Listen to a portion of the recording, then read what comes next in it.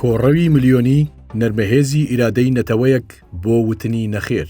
کۆڕەو بە یەکێک لە ڕووداوە گرنگەکانی مێژووی کورددا دەنرێت. دوای ڕاپەڕینی کورد لە 1991دا و دوای ئەوەی شاری کەرکووک ئازاد کرا، ڕژێمی بەعەز هەڵمەتێکی بەرفراوانی بۆ ناوچە ئازادکراوەکانی کوردستان دەست پێ کرد. بەڵام ئەم جاریان بۆ ڕێگریکردن لە دووبارەبوونەوەی جینۆساید و ڕەتکردنەوەی زوڵم و ستەمی بەعەز، کورد بە یەک دەنگ جێهێشتنی ماڵ و خاکەکەی هەڵبژارد و کۆڕەوێکی ملیۆنی دەست پێ کرد. کۆچ و ئاوارەبوون بەشێکی گەورە لە مێژووی کورددا گیر دەکەن، بەڵام کۆڕەوی 1991 تەواو جیاواز بوو. لە دوای ڕاپەڕینەوە خەڵکی کوردستان بە کۆمەڵێک خەونی گەورەوە باوەشیان بۆ بەهارێکی سەوز و جوان کردەوە، بەو هیوایی کۆتایی بە قۆناغی ناخۆش و ترسناکی ڕژێمی سەدام هاتبێت. بەڵام پاش ئەوەی حکوومەتی عێراق لە جەنگە دۆڕاوەکەیدا بەرامبەر هاوپەیمانان هێزەکانی خۆی یەک خستەوە، کەوتە سەرکوتکردنی ڕاپەڕینی عێراقیەکان لە باشوور و باکووری وڵات. لە باشووردا قەسابخانەی گەورەی بۆ خەڵکی سڤیلی عێراقی دروست کرد. مێژووی خوێناوی ئەم ڕژێمەش لە یادەوەری خەڵکی کوردستاندا مابوویەوە، بۆیە بڕیاری کۆچی بە کۆمەڵ درا.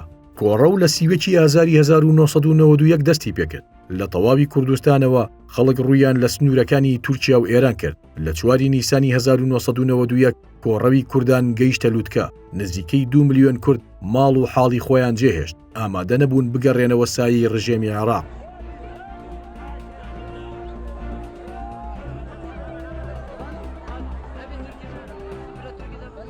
ئەم کۆڕەوە بووە هۆی جوڵاندنی هەست و سۆزی وڵاتانی جیهان، بە شێوەیەک نەتەوەیە گرتوەکانی ناچار بە کۆبوونەوە کرد و بڕیاری 688 و دروستبوونی هێڵی دژەفڕینی 36 لێکەوتەوە.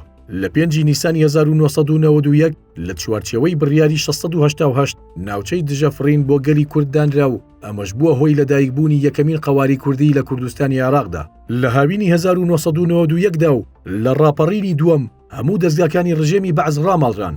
ڕژێمیش لەبەر بوونی ناوچەی دژەفڕین نەیتوانی جارێکی تر هێزە سەربازی و ئەمنیەکانی بگەڕێنێتەوە کوردستان. هەر بۆیە دەوترێت کۆڕەوی ملیۆنی خەڵکی کوردستان لە ڕووکەشدا شکست و دۆڕانی کورد بوو، بەڵام لە ناوەرۆکدا هۆشیاریەکی بە کۆمەڵ و نەرمەهێزی ئیرادەی کۆمەڵگەی کوردستان بوو بۆ پاراستنی دەستکەوتەکانی ڕاپەڕین و ڕازی نەبوون بە گەڕانەوەی زوڵم و ستەم.